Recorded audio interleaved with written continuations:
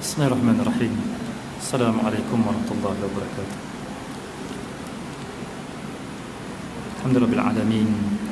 Wassalatu wassalamu ala asyrafil anbiya'i wal mursalin sayyidina Muhammad wa ala alihi wa man tabi'ahum bi ihsan ila yaumil Subhana rabbika rabbil izzati amma yasifun wa salamun alal mursalin walhamdulillahi rabbil alamin. Allahumma la sahla illa ma ja'altahu sahla wa la sa'ba illa ma ja'altahu sa'ba wa law syi'ta ja'alta sa'ba sarabal alamin. Ilahi anta maqsudi wa ridhaka matlubi atini mahabbataka wa ma'rifataka. Tuan Imam Bilal, pengurusi dan kuasa muslimin muslimat yang mati Allah SWT, alhamdulillah bersyukur pada Allah SWT. Pada malam ini sekali lagi kita dipertemukan oleh Allah SWT setelah sekian lama, hampir 4 bulan. 4 bulan dah lupa dah nak cakap tajuk apa yang dia punya tu. Sebentar tadi Haji Razak dia ada mesej saya tajuk apa.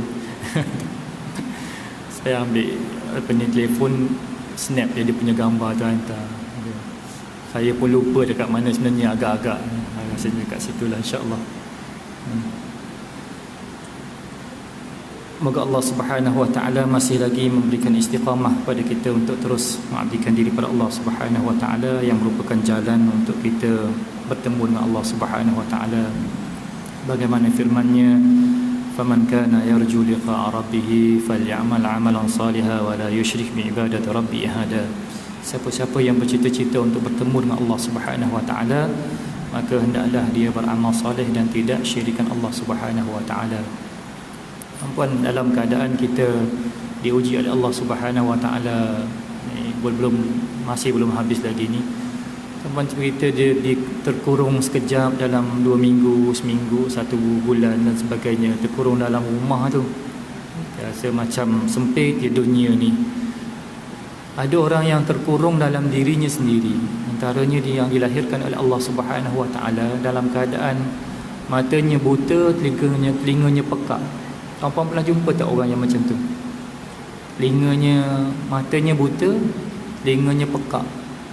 Kalau kita yang dah biasa ada mata ni dan biasa dengar ni, Masya Allah, kalau tutup sekejap je mata ni, kalau ambil emas kita ni tutup sekejap mata kita. Tapi ada yang ditakdirkan oleh Allah Subhanahu Wa Taala daripada awal, daripada lahirnya, matanya buta, telinganya pekak, terkurung dalam. Tapi dia lebih tenang daripada kita. Lebih tenang. Sebab dia tidak melihat yang lain kecuali dia bersama dengan Allah Subhanahu Wa Taala. Jadi kita walaupun dapat lihat, dapat berjalan, dapat keluar, tapi hatinya tidak bersama dengan Allah Subhanahu Wa Taala, tetap kita rasa dunia ni sempit je. Pergi ke mana pun masalah, begitu masalah. Dan tapi kalau kita dapat bersama dengan Allah Subhanahu Wa Taala, kamu akan merasakan bahawa seolah-olah dunia ini sangat luas bagi kamu. Tenang je hidup. Begitu juga orang yang dikurniakan dengan harta benda yang banyak. Patutnya bila dapat harta benda yang banyak, kaya raya ni, dia rasa tenang, tapi tak tenang juga dia. Jadi makin susah, tidur pun susah, bunyi tu sikit dia bimbang dan sebagainya. Tapi bila dikenakan oleh Allah Subhanahu Wa Taala ketenangan jiwa, keadaan macam mana sekalipun dia tetap akan rasa tenang. Sebab itu Nabi menyebut, laisal ghina an kasratil aradi walakinnal ghina ghinan nafsi. Tidaklah kaya itu dengan banyaknya harta benda, tetapi kaya itu ialah kaya jiwa. Kaya jiwa. Hari ini insya-Allah kita sebagai mukadimah pada perjumpaan kita pada kali ini dan insya-Allah seterusnya, moga dapat kita lagi bersama insya-Allah. Solat dalam keadaan begini pun rasa janggal gitu. Dia rasa macam jauh je dia punya tu. Tapi inilah peluang yang diberikan oleh Allah Subhanahu Wa Taala. Jadi kita mengambillah apa yang dikurniakan oleh Allah Subhanahu Wa Taala. Berkawan ataupun dipanggil apa tu? Berkawan dengan takdir, bermesra dengan takdir Allah Subhanahu Wa Taala. Apa yang ditentukan oleh Allah Subhanahu Wa Taala, maka kita ambillah dia, kerana ianya adalah lebih baik daripada apa yang kita tentukan sendiri. Tajuk pada malam ini, kosongkan hati daripada sesuatu selain Allah Subhanahu Wa Taala. Halangan kita dengan Allah Subhanahu Wa Taala, Allah Ta'ala ni dia dekat, sangat dekat dengan kita. Tapi kenapa tak betul juga kita tak rasa wujudnya Allah Subhanahu Wa Taala. Kerana ada halangan paling besar ialah diri kita sendiri. Halangan paling besar ya diri kita sendiri. Sebab tu kita masa solat tadi pun kita juga yang menyebabkan jauh daripada Allah Subhanahu Wa Taala. Kita lah ada halangan yang diwujudkan oleh diri kita. Jadi kaedah yang diajarkan kalau siapa-siapa yang dapat kaedah ni tuan-puan, kalau kita boleh praktikkan ialah bila kita bermasalah. Tadi saya bersama dengan Dr. Razif tadi cerita sikit. Bila kita bermasalah, kita dapat membezakan antara macam mana kita nak mengosongkan diri. Maksudnya kita nak bersama dengan Allah Subhanahu Wa Taala. Contoh kita bermasalah, satu masalah kita, dia asyik pusingnya benda yang sama. Fikir, lepas tu dia fikir lagi benda yang sama. Itu masalah. Jadi dalam masalah, cuba kita kesampingkan dia. Mana yang paling kuat? Zikir kita yang paling kuat ke? Ingatan kita paling kuat pada Allah ke? Ingatan yang dunia tu paling kuat? Kita ada masalah dunia lah. Masalah perniagaan kita, masalah pekerjaan kita, masalah diri kita, masalah keluarga kita dan sebagainya. Dia ada masalah. Bila ada masalah tu, cuba kita letakkan kita untuk membuang dia ataupun mengosongkan dia untuk pergi kepada Allah Subhanahu Wa Taala. Rupanya kita dapat buat sekejap je. Dalam 2-3 minit gitu, dia pergi semula. Mana tak berapa kuat lagi tu, tak cukup kuat. Siapa yang berjaya mengosongkan, kemudian dia mengisi, maka jadilah apa yang dikehendaki, iaitu kamu boleh sampai kepada Allah Subhanahu Wa Taala sebagaimana kata Allah Subhanahu Wa Taala kepada Nabi Nuh alaihissalam, utruk nafsaka wa ta'al, tinggalkan diri engkau dan datanglah kepada aku. Tinggalkan nafsu engkau, utruk nafsaka, tinggalkan diri engkau, wa ta'al, dan kamu datanglah kepada Allah Subhanahu Wa Taala. Selagi ada diri engkau itu, selagi ada yang sesuatu yang selain daripada Allah Subhanahu Wa Taala, engkau tidak mungkin sampai kepada Allah Subhanahu Wa Taala. Puan, bila hati ini bersih, hati itu dia murni, banyak hikmah yang keluar. Kita tengok COVID ada hikmah, tengok kehidupan ada hikmah. Pagi tadi saya dengan anak-anak dia, lepas pada subuh baca surah Ar-Rahman, lepas tu bawa tazkirah yang pendek, pakai kitab yang ringkas. Di situ ada satu cerita tentang yang disebut oleh Hamid Al-Laqaf, Al-Imam Hamid Al-Laqaf, seorang ulama. Bila ditanyakan bagaimana untuk menjaga diri kita, kamu jagalah diri kamu dengan agama. Tapi sebelum dia bagi nasihat tersebut, dia bagi satu nasihat yang sangat simple, yang kita rasa benda tu kita dah lihat setiap hari, tapi kita lihat dalam keadaan tidak berhikmah. Dia kata, buku kalau sekiranya tidak ada kulit, buku ni dia akan cepat rosak. Kitab ni dia akan cepat rosak. Dia ada kulit ni kita dah lihat, setiap buku ada kulit, betul kan? Tapi kita lihat dalam keadaan tak ada, dia dah ada kulit gitu. Tapi ulama bila dia melihat dengan hati yang bersih, ada hikmah yang dapat daripadanya. Buku ni mesti ada kulit untuk menjaganya supaya ia kekal lama. Diri kita ada agama. Agama tu mesti dibungkus. Bungkus agama kamu. Bagaimana nak bungkus agama kita? Kalau agama kita ni tidak dibungkus, maka dia akan rosak. Dijaga oleh agama. Agama mesti dibungkus. Kata orang yang bertanya kepada Imam Hamid Al-Laqaf ni, dia kata, macam mana nak bungkus agama itu? Kata, engkau bungkuslah dengan 3 perkara. Pertama, jangan cakap banyak sangat. Orang yang beragama, dia kalau kau cakap banyak sangat, dia jadi mengarut. Jadi jangan cakap banyak sangat. Nak jaga agama kita, cakap benda yang penting sahaja, cakap benda yang baik sahaja. Kalau tak ada benda yang baik, maka tinggalkan dia. Tarakahu min husnil islamil mar'i tarakahu ma la ya'ni. Daripada kebaikan Islam itu, seseorang Islam itu ialah dia meninggalkan apa yang tidak ada faedah baginya. Tinggal. Ataupun cakaplah benda yang baik. Kalau tak ada benda yang baik, maka kau diam. Yang kedua, dia kata, ambillah dunia ni sekadarnya sahaja. Nak jaga agama, Dia tak boleh belasah semua nak kan? Tak boleh ambil dunia sekadarnya sahaja, sebab ianya hanyalah darurat untuk kamu sampai kepada akhirat Allah Subhanahu Wa Taala. Yang ketiga, bergaul dengan manusia. Pilih bergaul dengan manusia. Jangan semua nak kawan. Bergaul dengan manusia, pilih, sebab dia akan memudaratkan agama kamu. Lalu disyarahkan sedikit oleh pengarang kitab ni dengan memasukkan kata-kata daripada Syekh Qadir Al-Jailani, menyebut manusia ni ada 4 golongan. Manusia ni ada 4 golongan yang mana kita nak berkawan dengan dia. Yang pertama, manusia yang tidak ada lisan dan tidak ada hati. Tidak ada lisan, maknanya kalau dia bercakap kita sakit telinga dengar. Maksud lisannya tidak ada, bukannya tidak boleh bercakap, tetapi lisan maksud bila dia bercakap faedahnya kurang. Kalau dia panggil kawan pun dengan bahasa-bahasa yang lisannya tidak ada, hatinya tidak ada. Ni manusia ni kamu mesti jauh daripadanya. Dan kalau bahasa-bahasa dia panggil anak dia dengan, kalau di Terengganu dia panggil Terengganu Kelantan dia panggil tu kan, binatang. Dia panggil binatang. Panggil itu. Tu kalau begitu tu kita jangan berkawan dengan tu. Tangan dekat, nanti dia akan ada kesan kepada diri kita. Yang kedua, manusia yang ada lisan tapi tidak ada hati. Bahasa dia bagus, nasihatnya bagus, tapi dia sendiri pun tidak amal. Tu jangan. Ambil je yang kepada yang baik, tapi jangan buat macam dia.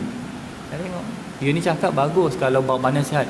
Kalau bab cakap agama, kalau kita duduk dengan dia, dia punya agama dia lebih tinggi daripada kita. Kita dia ni memang tak boleh nak lawan dia. Ustaz kita gini. Kita tak boleh nak lawan. Kita okeylah, kita dengarlah, tapi jangan buat macam dia. Yang ketiga, manusia yang ketiga ialah tidak ada lisan tapi ada hati. Ramai para wali Allah Subhanahu Wa Taala begitu. Nak mengajar apa semua begini ni dia tak tu, tapi sekali dia keluar satu perkataan, dua perkataan, kita boleh tangkap dia punya tu hikmah dia sangat baik. Dia bagi nasihat kita tapi bahasanya tidak tersusun indah macam kita. Ini orang yang patut dicari, tapi susah nak dah cari begitu orang yang begitu. Kalau jumpa, alhamdulillah. Yang keempat, manusia yang ada lisan dan ada hati.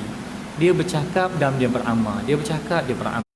Ulama, kalau kita jumpa ulama, maka kita berkawanlah dengan dia, sebab al-ulama itu ialah warasatul anbiya. Ulama itu pewaris para anbiya. Dia bercakap, dia beramal. Innama yakhshallahu min ibadihi ulama.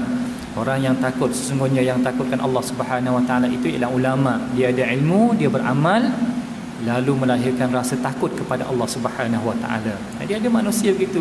Cuma saya nak cerita panjang ni pasal kita lihat buku tak ada apa pun yang kita dapat daripadanya. Kita lihat buku, tengoklah buku macam ni. Tapi ulama lihat buku, dia dapat satu hikmah. Hikam ni ialah hikmah yang keluar daripadanya. Tengok buku, dia boleh nasihat pula kita kan. Bungkuslah diri kamu dengan bungkusan, ataupun bungkuslah dengan kulit. Ni ada kulit kan. Jadi kita nampak, masya-Allah, saya tengok pun orang yang ada hati diberikan oleh Allah Subhanahu Wa Taala pengajaran begitu. Begitulah tuan-puan, hati kita ini bila dapat dibersihkan daripada sesuatu yang lain daripada Allah Subhanahu Wa Taala, maka cahaya itu akan sampai kepada hati, maka lahirlah hikmah-hikmah yang pelbagai yang akan memandu kita insya-Allah daripada satu alam pada satu alam pada satu alam. Kita berada sekarang ni alamul daripada bawah ni sampai Lauhil Mahfuz. Alam malakut, alam jabarut, alam lahut.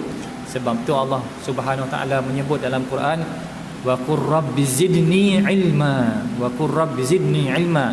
Rasul menyebut, wahai Tuhanku, tambahkan kepada aku ilmu. Jadi perjalanan ni jauh lagi. Kita kena minta lagi dengan Allah Subhanahu Wa Taala supaya dibukakan lagi kepada kita. Macam mana nak dibukakan kepada kita kalau cahaya itu tak boleh sampai pada hati? Jadi tugas kita ialah membersihkan sesuatu selain daripada Allah Subhanahu Wa Taala. Tidak boleh meletakkan sesuatu yang lain daripada Allah Subhanahu Wa Taala dalam hati ni, tak boleh yang lain. Tapi kita kena latih masalah datang, masalah. Hari ni saya kalau tengok dalam FB saya tu, saya post dalam saya ambil daripada siapa sahabat kita, Salah Husni, dia post dalam grup tu pasal seorang yang jual tahu tu kan, seorang jual tahu, dia pergi tengok kerja Allah Subhanahu Wa Taala kan, nak menyelamatkan dia daripada mati. Semua yang naik kereta sewa tu semua mati, dia seorang yang hidup. Kita kata begitulah, kita kalau begitulah keadaan dia buat kepada orang itu, Allah Ta'ala buat begitulah juga kepada kita, sebab dia yang mentadbirkan seluruh alam ini. Yudabbirul amra minas sama'i wal ard. Dialah yang mentadbirkan seluruh urusan langit dan bumi. Kalau penjual tauhid itu ditadbirkan oleh Allah Subhanahu Wa Ta'ala, kita juga ditadbirkan oleh Allah Subhanahu Wa Ta'ala. Jadi kita dah belajar benda tu. Cuma nak mengosongkan dia, ya ke masih lagi kita, ya ke, kenapa ya Allah kau takdirkan aku begini, kenapa ya Allah. Semalam saya baca satu posting daripada seorang sahabat, satu cerita sedih, ibunya meninggal dunia, semua anak beranak tu dah mengkebumikannya. Sejam selepas itu abangnya pula yang orang pertama turun ke kubur sambut ibunya itu, dia pula sejam selepas tu dia pula meninggal dunia. Dia pula meninggal dunia. Kenapalah ya Allah bertimpa-timpa masalah ni, apa dia punya tu, apa hikmahnya? Kita tengok cerita orang, tak tengok cerita kita sendiri. Kita tengok diri kita sendiri, ada cerita kita yang tersendiri. Siapa yang mentadbirkannya? Maka engkau buang jauh-jauhlah sesuatu itu daripada Allah Subhanahu Wa Taala. Boleh kita buang je daripada tu. Tak, ini datang daripada Allah Subhanahu Wa Taala. Pasti ada suatu hikmah yang besar yang dikehendaki oleh Allah Subhanahu Wa Taala. Percaya bulat, tidak ada pun 99.91% pun tidak ada dengan Allah Subhanahu Wa Taala. Kita prasangka bahawa kenapa jadi macam ni Sepatutnya tidak adalah sebagai orang yang beriman. Sebab tu dia letakkan sebagai dalam rukun yang keenam, rukun iman yang keenam itu ialah percaya kepada qada dan qadar Allah Subhanahu Wa Taala. Dialah yang menentukan segalanya, dialah yang melakukan segala-galanya. Tidak boleh 1% pun, 0.1% pun tak boleh. Dia mesti 100% yakin bahawa itu ditakdirkan oleh Allah Subhanahu Wa Taala. Tapi nak mengajar diri tu, dia datang juga perasaan tu. Jadi kita bila nak membuang sesuatu ni, maka engkau minta bantuanlah dengan Allah Subhanahu Wa Taala yang Maha Agung, yang Maha Perkasa. Ya Allah, bantuku. Macam mana nak bantu? Dengan macam mana dia punya munajat untuk bantunya, pertolongannya kita nak sebut tu kan, bahasa yang kita nak sebut. Jadi kita sebut la ilaha illallah, bantu. La haula wala quwwata illa billah. Maka datangnya zikir-zikir ini sebenarnya peringkat awal itu ialah untuk membersihkan hati manusia ini daripada sesuatu yang lain daripada Allah Subhanahu Wa Taala. Jom kita masuk sikit kitab. Kosongkan hati daripada sesuatu selain Allah. Rubbama waradat alaikal anwar fawajadat alqalba mahshuwan bisuwaril asar fartahalat min haitsu nazalat farrikh qalbaka minal aghyar yamlu'uhu bil ma'arif wal asrar. Ada dua keratan di sini. Setengah kitab hikam dia pecahkan dua hikmah ni. Kita ni dia gabung terus, dua-dua hikam ni dia gabungkan terus. Jadi kalau kita baca kitab mungkin kitab Dr. Zul Al-Bakri, menteri agama sekarang ni, dia mungkin dia pecahkan gitu. Ada setengah kitab yang lain dia pecahkan, yang kitab yang saya bawa ni dia gabungkan terus dua hikam ni. Kadang-kadang cahaya-cahaya mendatangimu. Hidayah Allah tu sentiasa je datang. Sebagaimana yang diceritakan kepada kita dahulu, cahaya matahari sentiasa je ada. Ni misal cahaya matahari sentiasa ada walaupun pada malam hari. Betul kan? Pada malam hari pun ada cahaya. Betul je. Malam hari pun ada cahaya matahari. Mana tu cahaya bulan tu? Cahaya bulan tu kan datang daripada cahaya matahari. Jadi cahaya matahari sentiasa je ada. Cuma kamu yang gelap. Kamu tu yang gelap. Tak perasan dia adalah cahaya matahari. Kadang-kadang cahaya mendatangimu, namun mereka menemukan hatimu masih dipenuhi dengan hal-hal yang bersifat duniawi. Dunia. Banyak dunia dalam diri kita. Fokus kita tengok apa fokus. Kalau kita fokus kepada akhirat kuat, mata solat pun dia akan fikir lagi benda tu. fokus pada. Tapi kalau fokusnya kepada dunia kuat, masuk sekejap dalam solat, dia terus je lari lagi. Tengok pada fokus kita. Maka cahaya-cahaya itu kembali ke tempatnya semula. Baliklah semula kepada Allah Subhanahu Wa Taala. Hidayah yang dihantar oleh Allah Subhanahu Wa Taala akan kembali kepada Allah Subhanahu Wa Taala. Oleh kerana itu, kosongkan hatimu daripada segala sesuatu selain Allah. Ini yang keratan yang kedua. Farriq qalbaka. Apa tindakan kita? Apa tindakan kita bila kita tidur pun dia masih lagi pusing hal keduniaan? Apa tindakan kita yang perlu kita buat? Padahal hati kita dah dipenuhi dengan masalah keduniaan. Masalah tu, masalah orang, masalah ni, masalah macam-macam masalah. Macam-macam masalah, akhirnya dia pusing. Dah tahu dah kita berpenyakit.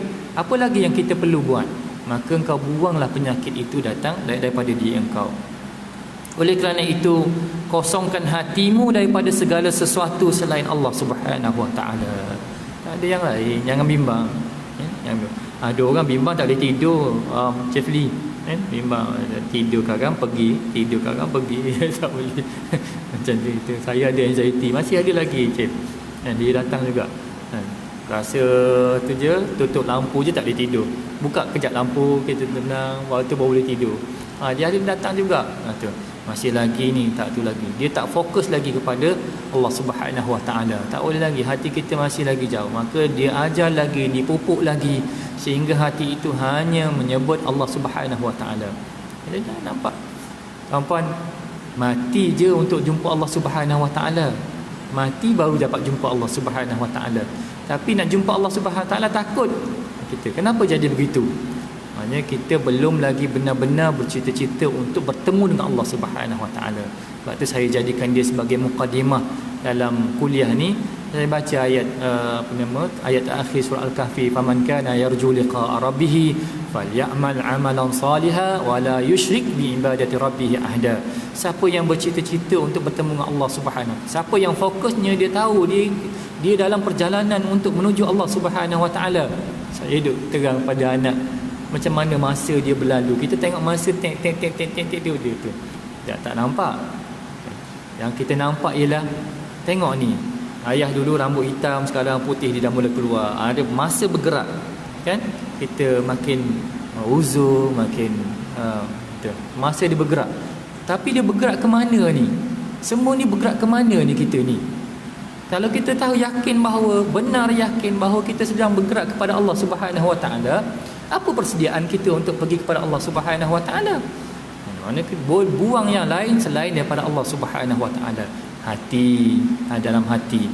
Ustaz, habis tu kita tak payah pergi mana-mana ke? Itu akal, kan? Kita buat kerja akal. Tapi ini dia cerita pasal hati. Hati tidak boleh letakkan sesuatu yang lain daripada Allah Subhanahu Wa Taala. Allah buat lagi, pasang lagi, sehingga dia benar-benar hanya nampak Allah Subhanahu Wa Taala. Oleh kerana itu, kosongkan hatimu daripada segala sesuatu selain Allah, maka Allah akan memenuhi dengan pengetahuan dan rahsia. Akan datanglah kepada kita kefahaman-kefahaman daripada Allah Subhanahu Wa Taala bila hati itu mula bersih. Betul lah, buat macam mana sekalipun kalau tak dikehendaki oleh Allah Subhanahu Wa Taala, tak jadi juga. Tak jadi juga. Jadi kita buat tu kenapa? Kerana diperintahkan oleh Allah Subhanahu Wa Taala. Buatlah ikut perintah Allah Subhanahu Wa Taala. Tinggallah apa yang dilarang oleh Allah Subhanahu Wa Taala.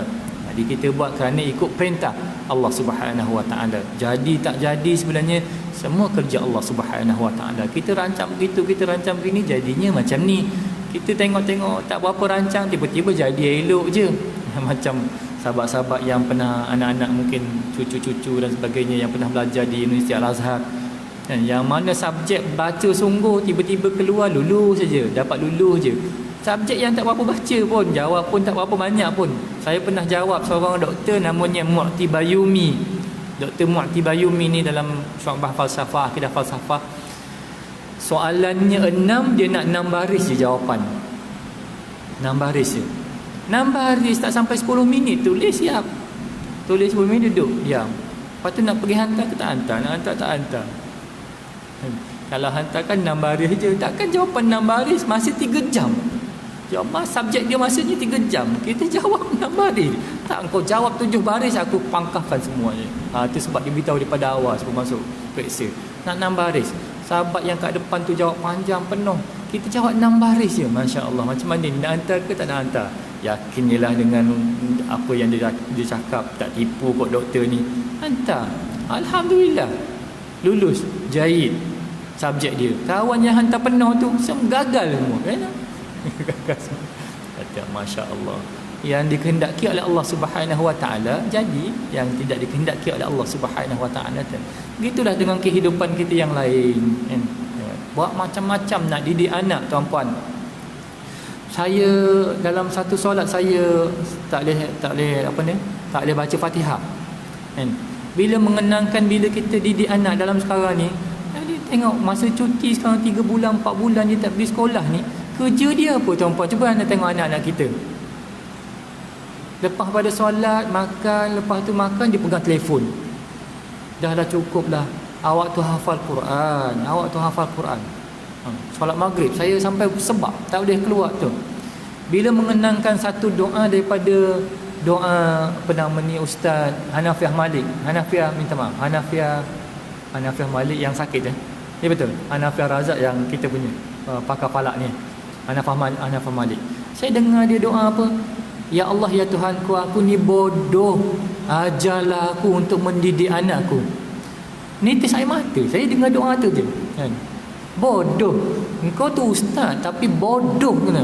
Tapi kita rasa macam kita cerdik Kita rasa kita boleh ni, aku pakar psikologi, aku pakar ni, aku boleh ni didik.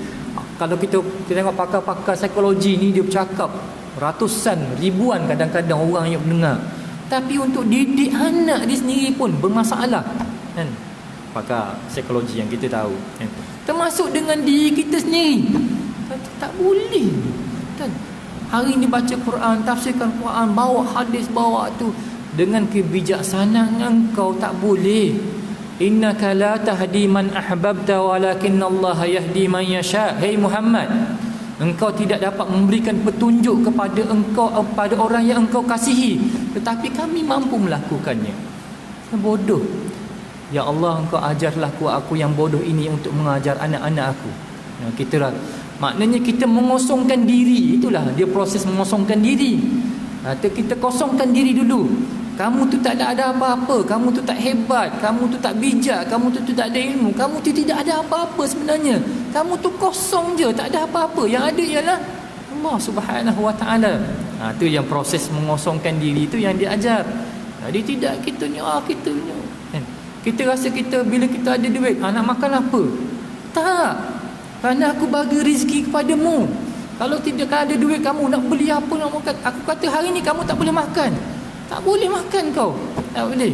Kalau kecuali Allah Ta'ala kata ini suapan rezekimu, maka dapatlah kita makan. Gitu kan. Tapi kita tidak. Ni aku ada duit, aku boleh makan. Tak, kena kamu kena kosongkan diri kamu. Kamu tidak memiliki apa-apa, semuanya milik Allah Subhanahu Wa Ta'ala. Itulah proses mengosongkan diri yang dimaksudkan oleh Tok Syekh kita ni. Jadi dia ajar gitu. Macam mana nak masuk sesuatu yang baik kalau kamu tak kosongkan dulu diri kamu? Tak boleh, dia tak akan datang. Sifat-sifat yang mahmudah ini, ilmu daripada Allah, hikmah daripada Allah ini tidak boleh datang kecuali engkau berjaya mengosongkan dulu diri engkau. Itu proses dia. Proses. Jadi kita belajar mengosongkan diri. La haula wala quwwata illa billahil aliyil azim. Tidak ada sesuatu, tidak ada kekuasaan, tidak ada upaya melainkan dengan Allah Subhanahu Wa Taala. Bukannya mengucapkan dalam keadaan kita berasa kita berkuasa juga. Sebab tu ayat tadi tu disebut faman kana yarju liqa'a rabbih falyamal amalan salihan wala yusyrik. Jangan syirikkan Allah Subhanahu Wa Taala dengan sesuatu.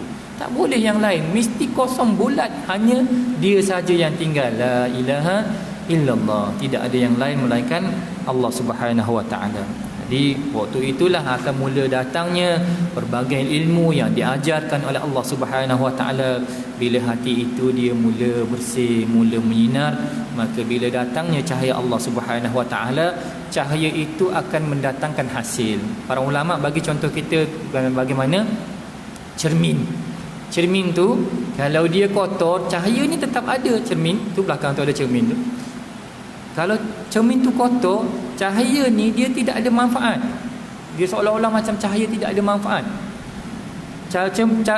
Cahaya ni bila pergi ke cermin tu, dia tidak ada pantulan balik. Kan, cermin tu berfungsi bila ada cahaya. Bila tidak ada cahaya, cermin tidak berfungsi. Tapi sekarang ni bukan masalah cahaya, tapi yang masalahnya ialah cermin.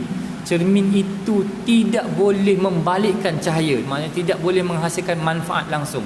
Datang cahaya, tapi cermin kita ni, hati kita tidak boleh membalikkan manfaatnya, tidak boleh mengeluarkan hikmahnya. Jadi apa yang kita perlu buat ialah bersihkan cermin kita ni. Kerja kita ialah bersihkan cermin.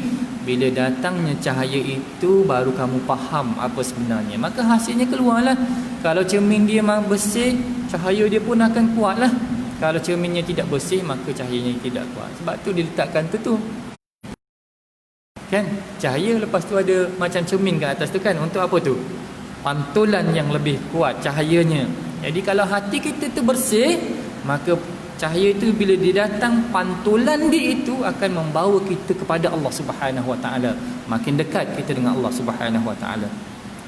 Penjelasan persediaan hati untuk menerima kurnia terbesar daripada Allah merupakan kunci utama bagi masuknya cahaya taufik dan hidayah Allah Subhanahu Wa Taala. Minta hidayah Allah Subhanahu Wa Taala. Hidayah tu kita minta Allah Taala bagilah, tapi hati kamu tak bersedia untuk menerimanya. Tak boleh lah. Jadi dia ajarkan kepada kita di sini ialah kosongkan diri. Kosongkan diri. Aku katanya. Saya selalu post juga dalam tu. Jadi bang-bang kalau ikuti yang saya punya tu dia. Kita ni banyak aku sangat.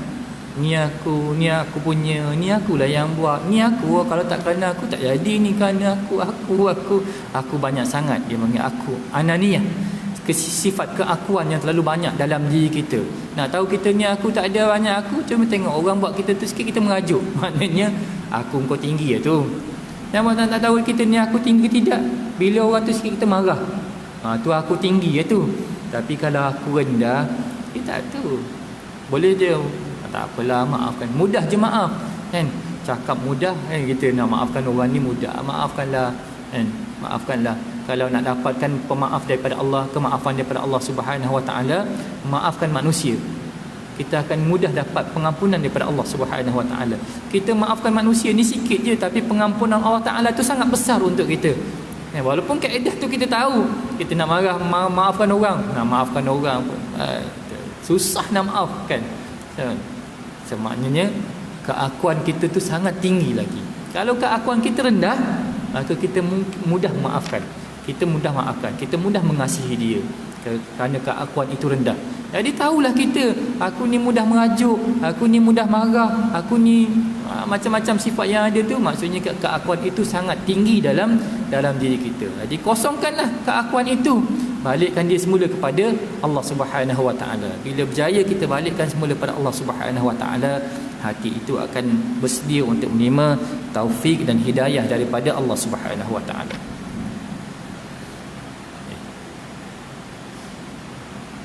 Ada berapa minit? 5 minit. 8.32. Boleh satu lagi insya-Allah. Kalau ikutkan peraturan dia setengah jam setengah jam. Lebih pada setengah jam nanti ruang antara maghrib dengan isyak okey ke? Boleh Haji Razak Boleh insya-Allah. Moga Allah Taala pelihara kita semua insya-Allah dalam rumah Allah Subhanahu Wa Taala ni. 179, jangan anggap kurnia Allah terlambat datang. Jangan lupa salahkan, kenapa tak datang lagi pertolongan Allah Subhanahu Wa Taala? Kenapa? Tanya diri kamu. La tastabti' minhu an-nawal, walakin istanti' min nafsika wujud al-iqbal. Walakin istabti' min nafsika wujud al-ikhbal. Jangan merasa kurnia Allah lambat datang kepadamu, akan tetapi tengoklah diri engkau yang lambat menghadap padanya. Tengok, jangan. Dia ajar adab yang sangat tinggi kita dengan Allah Subhanahu Wa Taala. Kenapa tak datang lagi pertolongan Allah? Kenapalah tak menang lagi? Kenapalah tak dapat lagi ni? Doa dah macam-macam dah buat macam-macam dah. Solat duha tak pernah tinggal. Solat duha 12 rakaat lagi.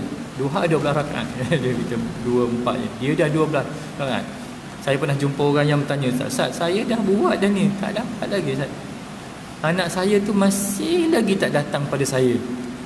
Solat duha dah buat, waqiah dah buat, yasin dah buat, bangun malam dah buat, doa setiap masa, tapi tetap tak datang lagi Ustaz. Kita dengan Allah Subhanahu Wa Taala, jangan ada perasaan yang begitu dengan Allah Subhanahu Wa Taala. Jangan merasa kurnia Allah lambat datang kepadamu, akan tetapi tengoklah diri engkau yang lambat menghadap padanya. Dalam satu hadis Rasulullah menyebut, man taqarraba ilaihi shibran taqarraba minhu zira'an. Siapa yang dekat pada Allah Subhanahu Wa Taala shibran, sejengkal, Allah datang kepadanya zira'an. Zira', yakni satu hasta. Siapa yang datang pada Allah Subhanahu Wa Taala satu hasta, Allah Subhanahu Wa Taala datang padanya ba'an, yakni satu depa.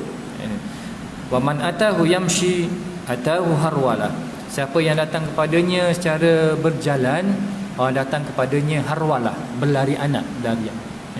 Maknanya Allah Ta'ala tu lebih baik lagi. Kita setakat kita maafkan orang, Allah Ta'ala bagi pengampunan yang lebih besar daripada itu. Kalau kita sayang orang, kita sayang, Allah Ta'ala sayang kamu lebih besar daripada itu. Maknanya kalau kita datang kepada Allah Subhanahu Wa Ta'ala sikit je, Allah Ta'ala bagi lebih besar daripada itu. Jadi bertanyalah kepada diri kita sendiri, kenapa jadi begitu? Semuanya datang daripada dirimu sendiri yang lambat datang kepada Allah Subhanahu Wa Ta'ala. Bila ada masalah je, boleh datang daripada pelbagai arah. Mana? Bila kita lihat dalam surah At-Taubah ayat 101, innallaha ashtara minal mu'minin anfusahum wa amwalahum bi anna lahumul jannah. Sesungguhnya Allah Ta'ala membeli daripada orang mukmin diri mereka dan harta mereka bi anna lahumul jannah, untuk ditukar dengan syurga. Kamu nak datang daripada arah mana? Diri kamu buat baik, datang dengan harta kamu, boleh. Apa sahaja yang kamu ada, boleh datang kepada Allah Subhanahu Wa Ta'ala. Datanglah kepada Allah Subhanahu Wa Ta'ala. Tapi kita tak nak berdagang ataupun berjual beli dengan Allah Subhanahu Wa Ta'ala. Penjelasan kelambatan, kelewatan di sini bukanlah kerana Allah sengaja untuk menundanya, namun disebabkan oleh hamba sendiri yang belum memenuhi piawai persyaratan dan ketentuan yang digariskannya. Belum cukup syarat, belum cukup masak. Cukup masak. Ada sekarang ni apa nama ni, pensyarah-pensyarah lama dia kata pensyarah baru ni dapat PhD terus naik, dia punya pengalaman tak cukup lagi, belum cukup matang. Betul lah tu, belum cukup matang. Sebab tu ada pensyarah-pensyarah lama yang terasa hati kat UTM, terasa hati dengan orang yang muda berada di atas sana, yang tak faham dengan tugasan dan sebagainya, tapi dia macam-macam marah tu, sebab dia tidak merasa daripada bawah, tak merasa daripada bawah. Jadi bila duduk atas terus ni susah. Jadi kena datang. Allah Ta'ala letakkan syarat, cukup syarat, maka dikurniakan oleh Allah Subhanahu Wa Ta'ala. Masaklah tu yang dikurniakan oleh Allah Subhanahu Wa Ta'ala. Begitulah kita dengan Allah Subhanahu Wa Ta'ala, tuan-puan. Teruskan apa yang diperintahkan oleh Allah Subhanahu Wa Ta'ala, beribadat sebaiknya. Wa allaw istaqamu ala tariqati la asqainahum ma'an ghadaqa. Kalau sekiranya engkau istiqamah dalam beribadat ni, kena istiqamah. Dalam perkataan zuhud, dalam perkataan zuhud tu ada apa berarti zuhud. Ibnu Abbas menyebut tentang huruf-huruf ini. Ibnu Abbas ni antara orang yang diberikan hikmah yang tinggi oleh Allah Subhanahu Wa Ta'ala. Ibnu Abbas, cerita Ibnu Abbas terkenal, tuan-puan boleh lihat dalam tafsir cerita Ashabul Kahfi. Bila berlaku perbalahan, perselisihan faham antara jumlah bilangan Ashabul Kahfi, Ibnu Abbas antaranya menyebut tentang jumlah yang tepat, yang sebenarnya yang Ashabul Kahfi itu 3 atau 4. Salah satu rabi'uhum, khamsatun sadisuhum. Tapi Allah Ta'ala sebut yang bawah tu sab'atun wasaminuhum. 3, 4 anjingnya, 5, 6 anjingnya. Jumlah yang tepatnya berapa? Sedikit saja yang diberitahu oleh Allah Subhanahu Wa Ta'ala. Sab'atun wasaminuhum kalbuhum rajman bil ghaib. 7 dan 8. Perasan tak bila kita baca Quran tu, perasan tak dia sebut gitu? 3, 4 anjingnya, 5, 6 anjingnya. Tapi bila sampai ke 7 dan 8 anjingnya. Perkataan dan itu, kata Ibn Abbas, seolah-olah Allah Ta'ala memberitahu bahawa jumlah yang sebenarnya itu ialah 7 dan anjingnya yang 8. Sedikit saja yang diberitahu. Saya nak beritahu tentang Ibn Abbas, antaranya ialah dia menafsirkan perkataan zuhud. Apa makna zuhud? Zai, ha, dal. Kata zuhud, zai. Zai itu Allah Ta'ala sebut zat. Orang yang nak zuhud ialah zat. Zat tu maksudnya bekalan. Bekalan yang paling baik ialah at-taqwa. Wa khairuz zadi at-taqwa. Zat. Jadi zat, datang zat tu. Taqwa pada Allah Subhanahu Wa Ta'ala. Zuhud itu ialah bekalan kamu mesti takwa. Jaga takwa. Hidayah ataupun huda, petunjuk. Petunjuk apa? Petunjuk kepada Islam. Dalam kehidupan kita ni, kalau dia bawa apa-apa je kita bawa kepada Islam, bawa kepada Islam, insya-Allah kita selamat dalam hidayah Allah Subhanahu Wa Ta'ala. Dal ialah dawam. Dawam ni ialah istiqamah, berterusan. Dawamu lil ibadah, dawamu fil ibadah, berterusan dalam ibadat kepada Allah Subhanahu Wa Ta'ala. Dia perkataan istiqamah itu kamu kena pegang.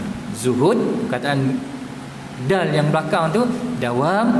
Untuk dapatkan kita sampai kepada Allah Subhanahu Wa Ta'ala, maka engkau berterusanlah mengabdikan diri kepada Allah Subhanahu Wa Ta'ala dalam apa jua keadaan, insya-Allah engkau akan sampai kepada Allah Subhanahu Wa Ta'ala.